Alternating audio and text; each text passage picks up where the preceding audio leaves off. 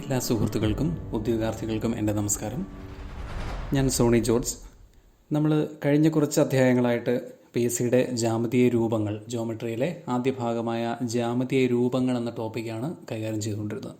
കഴിഞ്ഞ 4-5 അധ്യായങ്ങളിലായിട്ട് നമ്മളത് പൂർത്തിയാക്കി. അതായത് ത്രികോണങ്ങൾ, ബഹുഭുജങ്ങൾ തുടങ്ങി വൃത്തം വരെയുള്ള ജാമിതീയ രൂപങ്ങളുമായി ബന്ധപ്പെട്ട ചോദ്യങ്ങൾ നമ്മൾ കഴിഞ്ഞ കുറച്ച് അധ്യായങ്ങളിലായി പൂർത്തിയാക്കി.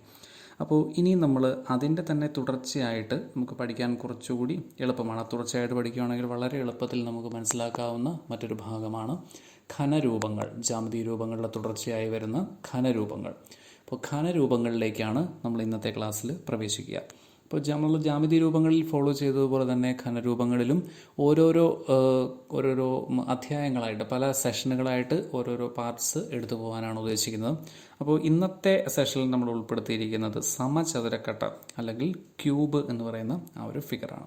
ഇപ്പോൾ ജാമിതീയ രൂപങ്ങളിൽ സമചതുരക്കട്ട, ക്യൂബ് അല്ലെങ്കിൽ പിന്നെ cuboid, cylinder, cone, sphere, hemisphere, അങ്ങനെ ഒരുപാട് ഘനരൂപങ്ങൾ നമുക്ക് പഠിക്കാനുണ്ട്. അപ്പോൾ അതിൽ ക്യൂബിനെ പറ്റി ഉള്ള ചോദ്യങ്ങൾ, ക്യൂബിനെ പറ്റിയുള്ള ബേസിക് ആയിട്ടുള്ള ഫാക്റ്റുകളും ഓർത്തിരിക്കേണ്ട ഇക്വേഷൻസും അതോടൊപ്പം തന്നെ അതിൽ നിന്നുള്ള കുറച്ച് ചോദ്യങ്ങളുമാണ് ഇന്നത്തെ അധ്യായത്തിൽ ഉൾപ്പെടുത്തിയിരിക്കുക. അപ്പോൾ എല്ലാവരും ആത്മാർത്ഥമായിട്ട് ഏറ്റവും കൂടുതൽ ശ്രദ്ധയോടുകൂടി അറ്റൻറ്റീവായിട്ട് തന്നെ ഈ ഒരു ക്ലാസ്സിൽ പങ്കെടുക്കുക. തീർച്ചയായും നിങ്ങൾക്ക് പ്രയോജനം ചെയ്യുന്ന ഒരുപാട് ചോദ്യങ്ങൾ നമുക്ക് പരീക്ഷകളിൽ കിട്ടുന്ന ഒരു സെക്ഷൻ തന്നെയാണ്. അപ്പോൾ നമുക്ക് ഈ ക്ലാസ്സിലേക്ക് പ്രവേശിക്കാം. ആദ്യമേ തന്നെ നമുക്ക് ഒരു ക്യൂബ് എന്താണ്, എങ്ങനെയുള്ള ഒരു ഘനരൂപത്തിനാണ് നമ്മൾ ക്യൂബ് എന്ന് വിശേഷിപ്പിക്കുക. ഇപ്പോൾ ക്യൂബ് എന്ന് പറയാൻ കാര്യം, ഇപ്പം മലയാളത്തിൽ കൃത്യമായി ഒരു ക്യൂബിന് എന്താണ് പറയുക അത് നമ്മൾ ആദ്യമേ ഒന്ന് മനസ്സിലാക്കിയിരിക്കണം. സമചതുര കട്ട അല്ലെങ്കിൽ സമചതുര സ്തംഭം എന്നാണ് ഒരു ക്യൂബിനെ മലയാളത്തിൽ കൃത്യമായി പറയേണ്ടത്. എന്നാൽ തന്നെ പല മത്സര പരീക്ഷകളിലും, ഇപ്പോൾ LD പോലെയുള്ള പല പരീക്ഷകളിലും മലയാളത്തിൽ ഉള്ള ചോദ്യങ്ങളിൽ തന്നെ ക്യൂബ് എന്ന ഭാഷയാണ് ഉപയോഗിച്ച് കാണാറുള്ളത്. അതുകൊണ്ടാണ് നമ്മളൊരു ക്യൂബ് എന്ന് കോമൺ ആയിട്ട് നമുക്ക് ചോദ്യങ്ങളിൽ ഉപയോഗിക്കാം. അപ്പോൾ എന്താണ് ഒരു ക്യൂബ് എന്ന് മനസ്സിലാക്കാം. ഇപ്പം നീളവും വീതിയും ഉയരവും തുല്യമായ ഒരു ചതുരക്കട്ടയാണ് ക്യൂബ്. അപ്പോൾ പെട്ടെന്ന് നമുക്ക് ഈ നീളം, വീതി, ഉയരം എന്ന രീതിയിൽ ചിന്തിക്കാവുന്ന ഉദാഹരണങ്ങളിലേക്ക് പോകാം. ഇപ്പോൾ ഒരു ഇഷ്ടിക അല്ലെങ്കിൽ ഒരു മുറി അല്ലെങ്കിൽ ഒരു കെട്ടിടം, അങ്ങനെയുള്ള ഒരുപാട് ഉദാഹരണങ്ങൾ നമ്മുടെ മുന്നിലുണ്ട്. അപ്പോൾ ഇവയ്ക്കെല്ലാമുള്ള പ്രത്യേകത എന്താണ്? 3 ഡയമെൻഷൻസ് ഉള്ള ഘനരൂപങ്ങളാണ് ഈ പറയുന്നതല്ല. അപ്പോൾ അതിൽ നീളം, വീതി, ഉയരം LBH എന്നിങ്ങനെ 3 അളവുകളാണ് ഒരു ഘനരൂപത്തിൽ നമുക്ക് ഈ പറയുന്ന രീതിയിലുള്ള ഒരു ഘനരൂപത്തിൽ എടുക്കാൻ സാധിക്കുക. അപ്പോൾ അതിൽ തന്നെ ഈ LBH എന്നിങ്ങനെ വ്യത്യസ്തമായിട്ടല്ലാതെ തുല്യമായ 3 വാല്യൂസ്, അപ്പോൾ A എന്നുള്ള രീതിയിൽ തുല്യമായി വരുമ്പോഴാണ് അതിനെ നമ്മളൊരു ക്യൂബ് അല്ലെങ്കിൽ മലയാളത്തിൽ സമചതുരക്കട്ട അല്ലെങ്കിൽ സമചതുര സ്തംഭം എന്ന് വിശേഷിപ്പിക്കുക. അപ്പോൾ അതാണ് ഒരു ക്യൂബിൻ്റെ അർത്ഥം. ഇനി ക്യൂബിൻ്റെ ഏറ്റവും ബേസിക് ആയിട്ടുള്ള കുറച്ച് പ്രത്യേകതകളാണ് അടുത്തതായി നമ്മൾ കൊടുത്തിരിക്കുന്നത്. 12 വക്കുകളുണ്ട്. അപ്പോൾ ഒരു ക്യൂബിൻ്റെ ചോദ്യങ്ങളിൽ പലപ്പോഴും അടിസ്ഥാനപരമായിട്ടുള്ള ബേസിക് ആയിട്ടുള്ള അതിൻ്റെ ഒരു പാരാമീറ്റർ എന്ന് പറയുന്നത് വക്കിൻ്റെ നീളം അല്ലെങ്കിൽ അരികിൻ്റെ നീളം എന്നാണ് പറയുക. Length of its edge. അപ്പോൾ എഡ്ജ് അല്ലെങ്കിൽ വക്ക് അഥവാ അരിക്. അപ്പോൾ 12 വക്കുകളുള്ള ഒരു ഘനരൂപമാണ് ക്യൂബ്. ഒരു ക്യൂബിന് എത്ര വക്കുകളുണ്ട്? നമ്മളിപ്പോൾ ഒരു ക്യൂബിനെ സ്ട്രെയിറ്റ് ലൈനുകൾ ഉപയോഗിച്ച് വരച്ചു കഴിഞ്ഞാൽ അപ്പോൾ ആ ക്യൂബ് മുഴുവൻ വരയ്ക്കാൻ വേണ്ടി നമുക്ക് ആകെ എത്ര നേർരേഖകൾ, എത്ര സ്ട്രെയിറ്റ് ലൈൻസ് വരയ്ക്കേണ്ടി വരും? ആ ഓരോ സ്ട്രെയിറ്റ് ലൈനും ഓരോ അരിക് അല്ലെങ്കിൽ വക്കാണ്. അപ്പോൾ അങ്ങനെയുള്ള എത്ര വക്കുകളുണ്ട് എന്ന് ചോദിച്ചാൽ 12 വക്കുകളാണ് ഒരു ക്യൂബിൽ ഉള്ളത്. അതുപോലെ മുഖങ്ങൾ, ഓരോ പ്രതലങ്ങളും, ഒരു ക്യൂബിൻ്റെ ഔട്ടർ സർഫസിൽ കാണുന്ന ഓരോ പ്രതലങ്ങൾക്കും ഓരോ മുഖങ്ങൾ, ഓരോ ഫേസസ് എന്ന് നമുക്ക് വിശേഷിപ്പിക്കാം.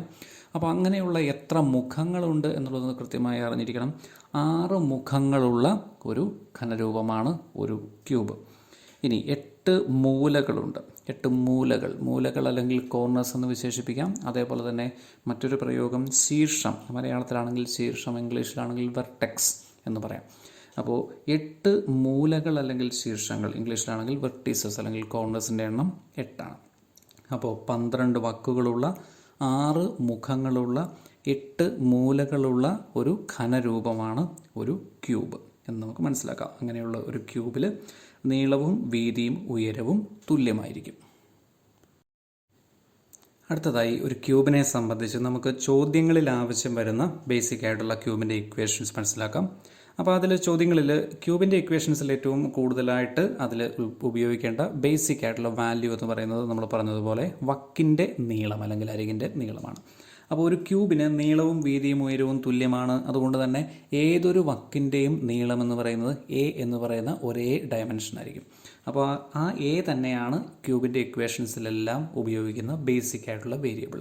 അപ്പോൾ വക്കിൻ്റെ നീളം എ ആയിട്ടുള്ള ഒരു ക്യൂബ്, അതിലെ ആദ്യത്തെ സ്റ്റെപ്പിൽ നമ്മൾ പഠിക്കേണ്ടത് നീളം കൂടിയ വികർണം ഏത്, longest diagonal in A cube.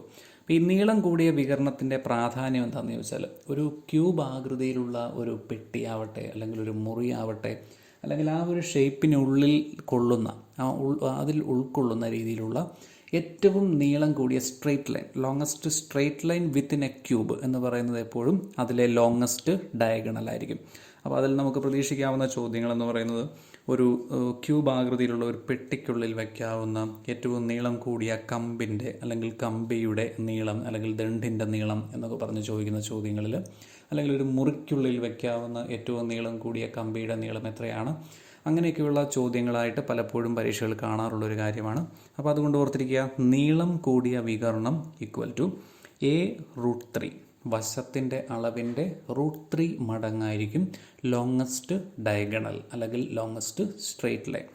ഇനി അടുത്തതായിട്ട് ഉപരിതല വിസ്തീർണം. ഉപരിതല വിസ്തീർണം അല്ലെങ്കിൽ ടോട്ടൽ സർഫസ് ഏരിയ, അതിനെ റെപ്രസെൻറ്റ് ചെയ്യാൻ വേണ്ടി നമ്മൾ സാധാരണ ഉപയോഗിക്കുന്ന വേരിയബിളാണ് TSA. നമ്മൾ മത്സര പരീക്ഷകളിൽ എപ്പോഴും നമുക്ക് ഉപരിതല വിസ്തീർണം എന്ന് എഴുതാനുള്ള ഒരു സാവകാശം നമുക്ക് അവിടെ ഉണ്ടാവില്ല. അപ്പോൾ ഷോർട്ടായിട്ട് നമ്മൾ എഴുതേണ്ടത് TSA എന്നാണ് നമ്മൾ അതിനെ റെപ്രസെൻറ്റ് ചെയ്യുക.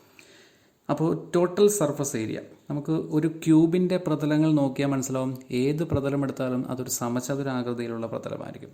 അപ്പോൾ ഓരോ സമചതുരത്തിൻ്റെയും വിസ്തീർണം A² ആയതുകൊണ്ട് തന്നെ 6 സമചതുരങ്ങൾ ചേരുമ്പോൾ 6A² ആയിരിക്കും അതിൻ്റെ ഉപരിതല വിസ്തീർണം കിട്ടുക. ഉപരിതല വിസ്തീർണത്തിൻ്റെ ഇക്വേഷൻ 6A². ഇനി അടുത്തതായിട്ട് വ്യാപ്തം വോളിയം. ഇപ്പോൾ അതിനെ ഇൻഡിക്കേറ്റ് ചെയ്യാൻ വേണ്ടി V എന്ന് പറയുന്ന വേരിയബിളാണ് ഉപയോഗിക്കുന്നത്. വ്യാപ്തം ഈക്വൽ ടു A ക്യൂബ്, അതായത് നീളം വീതി ഉയരം. L × B × H എന്നാണ് വരേണ്ടത്. അപ്പോൾ അതിന് പകരം ഇവിടെ L ഉം B യും H ഉം തുല്യമായിട്ട് A ആയിട്ട് വരുന്നത് കൊണ്ട് A × A ക്യൂബാണ് ഒരു ക്യൂബിൻ്റെ വ്യാപ്തമായി കണക്കാക്കേണ്ടത്. അപ്പോൾ ഇക്വേഷൻസ് ഓർത്തിരിക്കുക. വക്കിൻ്റെ നീളം A വരുന്ന ഒരു ക്യൂബിൻ്റെ നീളം കൂടിയ വികർണം A√3, വശത്തിൻ്റെ അളവിൻ്റെ √3 മടങ്ങ്. ഉപരിതല വിസ്തീർണം total surface area 6A², 6A². വ്യാപ്തം അല്ലെങ്കിൽ volume equal to A cube. ഇനി നമ്മൾ ഈ മേഖലയിൽ നിന്ന് ചോദിച്ച് കണ്ടിട്ടുള്ള ചില ചോദ്യങ്ങളിലേക്കാണ് പോകുന്നത്. ആദ്യത്തെ ചോദ്യം, 1331 ഘന സെൻറ്റിമീറ്റർ വ്യാപ്തമുള്ള ഒരു സമചതുരക്കട്ടയുടെ ഉപരിതല വിസ്തീർണം എത്ര? ഒരു സമചതുരക്കട്ടയുടെ, അതായത് ക്യൂബിൻ്റെ വ്യാപ്തം നമുക്ക് തന്നിട്ട് ഉപരിതല വിസ്തീർണം കണ്ടുപിടിക്കാനുള്ള ചോദ്യം ഏറ്റവും കൂടുതൽ ആവർത്തിക്കാറുള്ള ഒരു ടൈപ്പ് ചോദ്യമാണ്. അതായത് ഒന്നുകിൽ വ്യാപ്തം തന്നിട്ട് ഉപരിതല വിസ്തീർണം കണ്ടുപിടിക്കാൻ പറയുക, അല്ലെങ്കിൽ ഉപരിതല വിസ്തീർണം തന്നിട്ട് വ്യാപ്തം കണ്ടുപിടിക്കാൻ പറയുക. വളരെ കോമൺ ആയിട്ടുള്ള ചോദ്യമാണ്.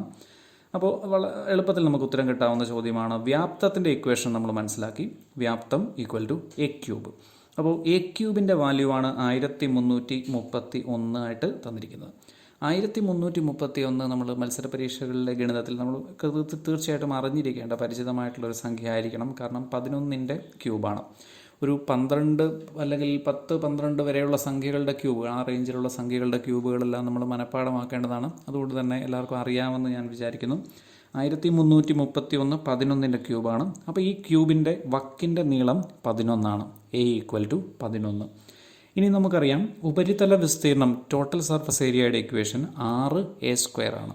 അപ്പോൾ 11ൻ്റെ സ്ക്വയർ 121. അപ്പോൾ 6A² എന്ന് പറയുമ്പോൾ 121 × 6 726 സെൻറ്റിമീറ്റർ സ്ക്വയർ, ചതുരശ്ര സെൻറ്റിമീറ്റർ ആണ് ക്യൂബിൻ്റെ ഉപരിതല വിസ്തീർണം നമുക്ക് കിട്ടുക. അടുത്തത് 2011 LDC എക്സാമിന്, ഇടുക്കി ജില്ലയിലെ LDC എക്സാമിന് ചോദിച്ച ചോദ്യമാണ്. ഒരു ക്യൂബിൻ്റെ ഉപരിതല വിസ്തീർണം 54 ചതുരശ്ര സെൻറ്റിമീറ്റർ ആയാൽ അതിൻ്റെ വ്യാപ്തം എത്ര? നമ്മൾ കഴിഞ്ഞ ചോദ്യവുമായിട്ട് സിമിലർ ആയിട്ടുള്ള നേരെ തിരിച്ച് ചോദിച്ചിരിക്കുന്ന ചോദ്യമാണ്. നമുക്ക് ചോദ്യത്തിൻ്റെ എക്സ്പ്ലനേഷനിലേക്ക് വരാം. ടോട്ടൽ സർഫസ് ഏരിയ, അതായത് 6A² 54 ആണെങ്കിൽ A² എത്ര? എ സ്ക്വയർ 9 ആണ്. അതായത് 54 6 തമ്മിൽ ക്യാൻസൽ ആയി കഴിഞ്ഞാൽ നമുക്ക് കിട്ടുന്ന 9. അപ്പോൾ എ സ്ക്വയർ 9 ആണെങ്കിൽ എയുടെ വാല്യൂ 3 ആണ്. അതായത് നമുക്ക് വേണ്ട ക്യൂബിൻ്റെ ഒരു വക്കിൻ്റെ നീളമാണ് 3 സെൻറ്റിമീറ്റർ. അപ്പോൾ 3 സെൻറ്റിമീറ്റർ ആണ് വക്കിൻ്റെ നീളമെങ്കിൽ വ്യാപ്തം എത്ര എന്ന് മാത്രമാണ് നമുക്ക് കണ്ടുപിടിക്കേണ്ടത്. വ്യാപ്തത്തിൻ്റെ ഇക്വേഷൻ വ്യാപ്തം equal to A cube. A cube equal to 3ൻ്റെ ക്യൂബ് 27 സെൻറ്റിമീറ്റർ ക്യൂബ്. 27 ഘന സെൻറ്റിമീറ്റർ ആണ് തന്നിരിക്കുന്ന ക്യൂബിൻ്റെ വ്യാപ്തം. ഒരു കാര്യം പ്രത്യേകമായി ശ്രദ്ധിക്കുക, ഇങ്ങനെയുള്ള ചോദ്യങ്ങൾ സമചതുരം അല്ലെങ്കിൽ ക്യൂബ് തുടങ്ങിയ ചോദ്യങ്ങളിൽ നമുക്ക് സ്ക്വയറുകളും ക്യൂബുകളും അറിഞ്ഞിരിക്കേണ്ടത് ആദ്യത്തെ കുറച്ച് സംഖ്യകളുടെ PSC ഒക്കെ ചോദിക്കുന്ന ചോദ്യങ്ങൾ അല്ലെങ്കിൽ മറ്റ് മത്സര പരീക്ഷകളിലാണെങ്കിൽ തന്നെ ഇങ്ങനെയുള്ള ഒരു ചോദ്യത്തിൽ വക്കിൻ്റെ നീളമെന്ന് പറയുന്നത് എപ്പോഴും കൂടുതലും മിക്കവാറും ചോദ്യങ്ങളിലും ഒരു 10ൽ താഴെയുള്ള സംഖ്യ ആവാനേ സാധ്യതയുള്ളൂ. അപ്പോൾ ആ 10ൽ താഴെയുള്ള സംഖ്യകളുടെ ക്യൂബുകളൊക്കെ വളരെ വ്യക്തമായി മനസ്സിലാക്കിയിരുന്നു കഴിഞ്ഞാൽ നമുക്ക് അത് തെറ്റാതിരിക്കാനും അതോടൊപ്പം തന്നെ അല്പം സമയലാഭം ഉണ്ടാക്കാനും അത് ഉപകരിക്കുന്നതുകൊണ്ട് തന്നെ ഒരു ഐഡിയലി പറയാൻ പറ്റുന്നത് ഒരു 30 വരെയുള്ള എണ്ണൽ സംഖ്യകളുടെ വർഗ്ഗങ്ങളും ഒരു 12 വരെയുള്ള എണ്ണൽ സംഖ്യകളുടെ ക്യൂബുകളും കൃത്യമായി ഓർമ്മിച്ചിരുന്നാൽ അത് നമ്മളെ തീർച്ചയായിട്ടും മത്സര പരീക്ഷകളിൽ ഒരുപാട് സഹായിക്കും. An institution for innovative teaching, medical and engineering entrance coaching, CPTCA entrance, crash course, private tuitions, brain development program for children from 3 to 14 years. Integral, Galaxy Building, Kattanam. 94475 66683 94471 05465. അടുത്ത ചോദ്യം വായിക്കാം. ക്യൂബ് ആകൃതിയുള്ള ഒരു പാത്രത്തിൻ്റെ ഉള്ളളവ് 1 ലിറ്റർ ആണെങ്കിൽ അതിൻ്റെ വക്കിൻ്റെ നീളം എത്ര? ഇത് കാണുന്നത് പോലെ ആംഡ് ഫോഴ്സസ് SI സബ് ഇൻസ്പെക്ടറിൻ്റെ 2016 നടന്ന പരീക്ഷയിലെ ചോദ്യപേപ്പറിൽ PSC ചോദിച്ച ചോദ്യമാണ്. ക്യൂബ് ആകൃതിയിലുള്ള ഒരു പാത്രം, അതിൻ്റെ ഉള്ളളവ് എന്ന പദം നമ്മൾ തീർച്ചയായും പരിചയപ്പെട്ടിരിക്കേണ്ടതാണ്. ഉള്ളളവ് എന്നാണ് ഉദ്ദേശിക്കുന്നത് വ്യാപ്തത്തെയാണ്. അപ്പോൾ വ്യാപ്തത്തിൻ്റെ ഒരു യൂണിറ്റാണ് ലിറ്റർ. നമ്മൾ സാധാരണഗതിക്ക് നമുക്ക് എളുപ്പത്തിൽ ഉപയോഗിക്കാവുന്ന യൂണിറ്റുകൾ എന്ന് പറഞ്ഞാൽ സെൻറ്റിമീറ്റർ ക്യൂബ്, മീറ്റർ ക്യൂബ്, അങ്ങനെ ഡയറക്റ്റ് ആയിട്ടുള്ള യൂണിറ്റുകളാണ് നമ്മൾ കൂടുതലും ചോദ്യങ്ങളിൽ കാണാറുള്ളത്. അപ്പോൾ യൂണിറ്റ് കൺവേർഷനെ സംബന്ധിച്ചുള്ള ഒരു ചോദ്യമാണത്. യൂണിറ്റ് കൺവേർഷനാണ് ഇതിനകത്ത് നമ്മൾ കൃത്യമായി അറിഞ്ഞിരിക്കേണ്ട കാര്യം. അപ്പോൾ അതിനറിഞ്ഞിരിക്കേണ്ടത് ഒരു ലിറ്റർ 1000 മില്ലി ലിറ്റർ ആണെന്ന് നമുക്ക് മിക്കവാറും എല്ലാവർക്കും കൃത്യമായി അറിഞ്ഞിരിക്കേണ്ട ഒരു കാര്യമാണ്.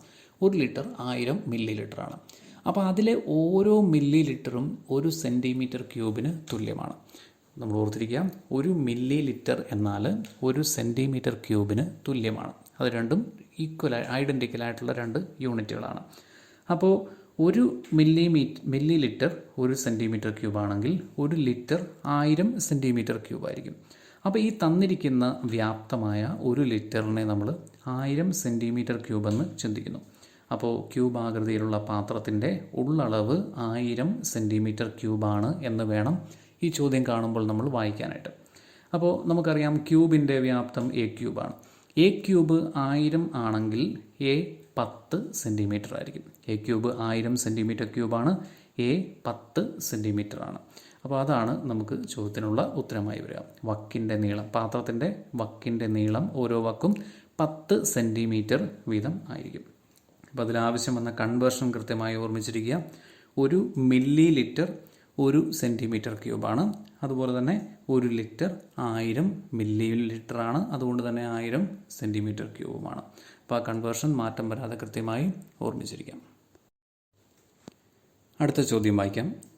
96 ചതുരശ്ര മീറ്റർ ഉപരിതല വിസ്തീർണമുള്ള ഒരു ക്യൂബിനെ തുല്യ അളവുകളുള്ള 8 ക്യൂബുകളായി മുറിച്ചാൽ ഓരോന്നിൻ്റെയും ഉപരിതല വിസ്തീർണം എത്ര? അപ്പോൾ ഒരു വലിയ ക്യൂബിനെ തുല്യ അളവുകളുള്ള 8 ചെറിയ ക്യൂബുകളായി മുറിക്കുന്നു. അപ്പോൾ അതിനെ സംബന്ധിച്ചാണ് നമ്മുടെ ഈ ചോദ്യം. 96 തൽക്കാലം അവിടെ നിൽക്കട്ടെ. നമുക്ക് ആ മുറിക്കുന്നത് ഏത് രീതിയിലാണ്, ഇതാണ് നമ്മൾ ആദ്യമേ ഈ ചോദ്യത്തിൽ മനസ്സിലാക്കേണ്ടത്. അപ്പോൾ നമുക്ക് ആ ഹൈലൈറ്റ് കൊടുത്തിരിക്കുന്ന ആ ഭാഗത്തേക്ക് മാത്രം ഒന്ന് നിങ്ങൾ ശ്രദ്ധ തിരിക്കുക. 8 എന്ന് പറഞ്ഞാൽ ഒരു ക്യൂബായ സംഖ്യയാണ് അല്ലേ, ഒരു പെർഫെക്റ്റ് ക്യൂബായ ഒരു പൂർണ്ണ ഘനമായ സംഖ്യയാണ്. 8 നമുക്കറിയാം 2ൻ്റെ ക്യൂബാണ്. അപ്പോൾ 8 ക്യൂബുകളായി മുറിക്കുന്നു എന്ന് കാണുമ്പോൾ തന്നെ നമ്മളവിടെ ശ്രദ്ധിക്കേണ്ട കാര്യം ഇതാണ്. 8 എന്താണ്? 2 × 2 × 2 ആണ്. അപ്പോൾ 8 ക്യൂബുകളായി മുറിക്കുന്നു എന്ന് പറഞ്ഞാൽ നമ്മൾ മനസ്സിലാക്കേണ്ടത് ഓരോ വക്കിനെയും 2ആയി ഭാഗിക്കുന്നു എന്നാണ്. ആ വലിയ ക്യൂബിൻ്റെ ഓരോ വക്കിനെയും രണ്ടായി ഭാഗിക്കുകയാണ് ചെയ്യുന്നത്. അതായത് പകുതിയാക്കുകയാണ് ചെയ്യുന്നത്. അതാണ് നമ്മൾ ഇതിനെപ്പറ്റി അടിസ്ഥാനമായി മനസ്സിൽ ഫോം ചെയ്യേണ്ട ആശയം. ഇനി നമുക്ക് ആക്ച്വൽ വാല്യൂസിലേക്ക് വരാം. ടോട്ടൽ സർഫസ് ഏരിയ, ഉപരിതല വിസ്തീർണം 6a² ആണെന്നറിയാം. 6a² = 96 ചതുരശ്ര മീറ്റർ. 6a² 96 ആണെങ്കിൽ a² 96/6 ചെയ്യുമ്പോൾ കിട്ടുന്നത് 16 ആണ്. a² 16 ആകുമ്പോൾ a = 4 എന്ന് കിട്ടും. അതായത് ഈ വലിയ തുടക്കത്തിലുള്ള വലിയ ക്യൂബിൻ്റെ ഓരോ വക്കും 4 മീറ്ററാണ്. അപ്പോൾ ചെറിയ ക്യൂബുകളുടെ ഓരോന്നിൻ്റെയും വക്ക് എത്രയായിരിക്കും? അതാണ് നമ്മൾ മുമ്പ് പറഞ്ഞത്, പകുതിയാക്കും എന്ന് നമ്മൾ പറഞ്ഞു. 8 2ൻ്റെ ക്യൂബ് ആയതുകൊണ്ട് തന്നെ വലിയ ക്യൂബിൻ്റെ ഓരോ വക്കും 2ആയി ഭാഗിക്കുന്നു. അപ്പോൾ 4ൻ്റെ പകുതി 2 ആണ് ചെറിയ ക്യൂബുകളുടെ ഓരോന്നിൻ്റെയും ഒരു വക്ക്. അപ്പോൾ ചെറിയ ക്യൂബിൻ്റെ ഒരു വക്ക് 2 മീറ്ററാണ്. അപ്പോൾ ആ 2 മീറ്റർ വക്കുള്ള ചെറിയ ക്യൂബിൻ്റെ ടോട്ടൽ സർഫസ് ഏരിയ, ഉപരിതല വിസ്തീർണം എത്രയാണെന്ന് മനസ്സിലാക്കണം. അപ്പോൾ 6a², വീണ്ടും അതേ ഇക്വേഷൻ തന്നെ ഉപയോഗിക്കുന്നു. 6a² = 6 × 4. 6 × 4, 4 എന്ന് പറയുന്നത് 2ൻ്റെ സ്ക്വയറായ 4 ആണ്. അപ്പോൾ 6 × 4 24 cm² ആണ് ഉത്തരം കിട്ടുക. ചെറിയ ക്യൂബുകളുടെ ഓരോന്നിൻ്റെയും ഉപരിതല വിസ്തീർണം 24 cm² ആയിരിക്കും. അടുത്ത ചോദ്യം LD ക്ലർക്ക് പാലക്കാട് ജില്ലയിലെ പരീക്ഷയിൽ 2005 ചോദിച്ച ചോദ്യമാണ്. √3 മീറ്റർ വീതം വക്കുകളുള്ള ഒരു സമചതുര പെട്ടിയിൽ വയ്ക്കാവുന്ന ഏറ്റവും വലിയ ദണ്ഡിൻ്റെ നീളം എത്ര? ഒരു സമചതുര പെട്ടി, അതായത് ക്യൂബ് ആകൃതിയിലുള്ള ഒരു പെട്ടിയുടെ ഓരോ വക്കും √3 മീറ്റർ വീതമാണെന്ന് ചോദ്യത്തിൽ പറയുന്നു. അതിനുള്ളിൽ വയ്ക്കാവുന്ന ഏറ്റവും വലിയ ദണ്ഡിൻ്റെ നീളം. ഇത് പലതവണ പല രീതിയിൽ ആവർത്തിച്ചിട്ടുള്ള ഒരു ചോദ്യമാണ്. ഏറ്റവും വലിയ ദണ്ഡെന്നും അതേപോലെ തന്നെ ഏറ്റവും വലിയ സ്കെയിലെന്നും ഏറ്റവും വലിയ കമ്പി എന്നും അങ്ങനെ പല രീതിയിൽ പല പ്രയോഗങ്ങൾ അതിന് ഉപയോഗിക്കാറുണ്ട്. അപ്പോൾ നമ്മൾ പ്രത്യേകമായിട്ട് ഇതിനകത്ത് ശ്രദ്ധിക്കേണ്ട കാര്യം ഇതാണ്. ഏറ്റവും വലിയ ദണ്ഡിൻ്റെ നീളം എന്നാൽ അതിലെ ഏറ്റവും വലിയ വികർണം എത്രയാണ് എന്നാണ് നമ്മളതിൽ കണ്ടുപിടിക്കേണ്ടത്. അതിൽ ഒരു സമചതുര പെട്ടിയിലെ ഏറ്റവും വലിയ വികർണം എന്നാൽ വക്കിൻ്റെ അളവിൻ്റെ √3 മടങ്ങായിരിക്കും. അപ്പോൾ a√3 അളവാണ് ആ ദണ്ഡിന് ഉണ്ടാകുന്നത്. അപ്പോൾ a√3 വാല്യൂ ആണ് നമ്മൾ ഈ ചോദ്യത്തിൽ കണ്ടുപിടിക്കേണ്ടത്. a√3യുടെ വാല്യൂ കണ്ടുപിടിച്ചാൽ എയുടെ വാല്യൂ √3 ആണെന്നുള്ളത് ചോദ്യത്തിൽ നിന്ന് തന്നെ നമുക്ക് മനസ്സിലാക്കാവുന്ന കാര്യമാണ്. അപ്പോൾ എയുടെ വാല്യൂ √3 സബ്സ്റ്റിറ്റ്യൂട്ട് ചെയ്യുന്നു. √3 × √3 3 മീറ്റർ, 3 മീറ്ററാണ് ഈ പെട്ടിയിൽ വയ്ക്കാവുന്ന ഏറ്റവും വലിയ ദണ്ഡിൻ്റെ നീളമായിട്ട് കിട്ടുക.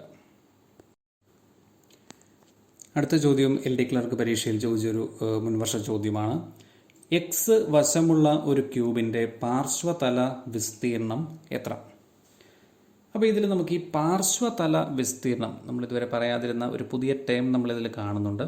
അപ്പോൾ പാർശ്വതല വിസ്തീർണം എന്താണ് എന്ന് ആദ്യമേ ഒന്ന് മനസ്സിലാക്കാം. അപ്പോൾ ഉപരിതല വിസ്തീർണമാണ് നമ്മൾ ഇതുവരെ പറഞ്ഞത്.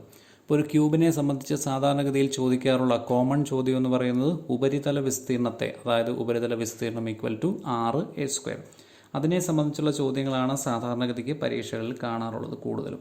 അപ്പോൾ ഈ ഒരു ചോദ്യത്തിൽ പാർശ്വതല വിസ്തീർണം എന്ന് പറയുന്നു. അപ്പോൾ ഒരു ക്യൂബ് ഒന്ന് മനസ്സിൽ സങ്കല്പിക്കുക. ആ ഒരു ക്യൂബ് മനസ്സിൽ സങ്കല്പിക്കുമ്പോൾ നമ്മളൊരു ക്യൂബ് എടുത്ത് ഒരു മേശപ്പുറത്ത് വെച്ച് കഴിഞ്ഞാൽ അപ്പോൾ അതിൽ ആ താഴെ വരുന്ന ഒരു മുഖം അതിനുണ്ട്, അതായത് പാദമുഖം എന്ന് പറയും. അപ്പോൾ പാദമുഖം എന്നാൽ ഒരു ഹൊറിസോണ്ടലിന് പാരലായിട്ട് വരുന്ന അല്ലെങ്കിൽ ഒരു പ്രതലത്തിൽ ടച്ച് ചെയ്ത് നമ്മൾ പ്ലേസ് ചെയ്യുമ്പോഴത്തേക്ക് ആ പ്ലേസ് ചെയ്യുന്നത് ഏത് മുഖമാണോ അതിനെ പാദമുഖമെന്ന് പറയുന്നു. ഇനി അതിനെ എതിരായിട്ട് വരുന്ന ഒരു മുഖമാണ് അഗ്രമുഖം, അതായത് ഏറ്റവും ടോപ്പിൽ വരുന്ന ടോപ്പ് ഫേസ് എന്ന് പറയുന്നത് അഗ്രമുഖം എന്ന് പറയുന്നു. അപ്പോൾ പാദമുഖം നമ്മൾ പഠിച്ചു, അഗ്രമുഖം പഠിച്ചു. അപ്പോൾ പാദമുഖവും അഗ്രമുഖവും ഓരോ സമചതുരങ്ങളാണ്. അപ്പോൾ അതിന് a². അപ്പോൾ 2a² അവിടെ പോയി. എന്നിട്ട് ബാക്കി ചുറ്റും വരുന്ന 4 മുഖങ്ങളെയാണ് പാർശ്വമുഖങ്ങൾ എന്ന് പറയുക. ഇംഗ്ലീഷിലാണെങ്കിൽ അതിന് ലാറ്ററൽ സർഫസസ് എന്നാണ് നമുക്കതിനെ വിശേഷിപ്പിക്കാൻ പറ്റുക. അപ്പോൾ പാർശ്വതല വിസ്തീർണം എന്നുള്ളതിനെ ഇംഗ്ലീഷിൽ പറയുമ്പോഴത്തേക്ക് അതിനെ ലാറ്ററൽ സർഫസ് ഏരിയ എന്നാണ് വിശേഷിപ്പിക്കുക. പാർശ്വതല അല്ലെങ്കിൽ പാർശ്വമുഖ വിസ്തീർണം എന്ന് വിശേഷിപ്പിക്കാം. അപ്പോൾ ആ ഒരു കാര്യം പ്രത്യേകമായി മനസ്സിലാക്കുക. ഒരു ക്യൂബിന് ഉപരിതല വിസ്തീർണം എന്ന് നമ്മൾ പറയുമ്പോൾ നമ്മൾ പഠിച്ചു, ഒരു ക്യൂബിനാകെ 6 മുഖങ്ങളുണ്ട്. ആ 6 മുഖങ്ങളുടെയും കൂടി തുക ചേരുന്നതാണ് ഈ ഒരു ക്യൂബിൻ്റെ ഉപരിതല വിസ്തീർണം എന്ന് പറയാം. അപ്പോൾ ആ 6 മുഖങ്ങളിൽ ഒന്നുകൂടി വ്യക്തമായി മനസ്സിലാക്കിയാൽ, ഒന്ന് ഡിവൈഡ് ചെയ്ത് മനസ്സിലാക്കിയാൽ, ഏറ്റവും താഴെ വരുന്നതിനെ, ഒരു ക്യൂബ് നമ്മൾ ഒരു പ്രതലത്തിൽ അതിനെ നമ്മൾ വെക്കുമ്പോഴത്തേക്ക് ആ പ്രതലവുമായി ടച്ച് ചെയ്യുന്നതിനെ നമ്മളതിനെ പാദമുഖം എന്ന് വിശേഷിപ്പിക്കുന്നു. മുകൾ വശത്തേക്ക് വരുന്നതിനെ അഗ്രമുഖമെന്ന് വിശേഷിപ്പിക്കുന്നു. ചുറ്റും വരുന്ന 4 മുഖങ്ങളെയാണെങ്കിൽ അതിനെ പാർശ്വമുഖങ്ങൾ എന്നാണ് വിശേഷിപ്പിക്കുക. അപ്പോൾ അതിലെ പാർശ്വമുഖങ്ങൾ, ലാറ്ററൽ സർഫസസിനെ പറ്റിയാണ് നമ്മുടെ ഈ ചോദ്യം ചോദിക്കുക. അപ്പോൾ a² + a² 2a² പോയി കഴിഞ്ഞാൽ ആകെ ഇനി ബാക്കിയുള്ളത് 4a², 4a² ആണ്. അപ്പോൾ അതുകൊണ്ട് തന്നെ 4a² ആണ് ഒരു ക്യൂബിൻ്റെ പാർശ്വതല വിസ്തീർണം എന്ന് നമുക്ക് മനസ്സിലാക്കാം. അപ്പോൾ ഘനരൂപങ്ങളുടെ ഈ ഒരു അധ്യായം, ആദ്യത്തെ അധ്യായം നമ്മളിവിടെ കൺക്ലൂഡ് ചെയ്യുകയാണ്. അപ്പോൾ ഇതിൽ നമ്മൾ പഠിച്ചത് ക്യൂബിനെ പറ്റിയാണ്. ക്യൂബുകളെ പറ്റിയുള്ള ചില കോമൺ ആയിട്ടുള്ള ചോദ്യങ്ങൾ ഈ അധ്യായത്തിൽ നമ്മൾ പരിചയപ്പെട്ടു പോയി. അതിനേക്കാളെല്ലാം പ്രാധാന്യമുള്ളത് ഇക്വേഷൻസ് കൃത്യമായി ഓർമ്മിച്ചിരിക്കുക, ഇക്വേഷൻസ് മറന്നു പോവാത്ത രീതിയിൽ കൃത്യമായി ഓർമ്മിച്ചിരിക്കുക. അതോടൊപ്പം തന്നെ ഈ ഒരു അധ്യായത്തിൽ നമ്മൾ ഉൾപ്പെടുത്തിയ ചോദ്യങ്ങൾ ഓരോന്നും മത്സര പരീക്ഷകളിൽ ഒന്നിലധികം തവണ വ്യക്തമായി ആവർത്തിച്ച് കണ്ടിട്ടുള്ള ചോദ്യങ്ങളാണ്.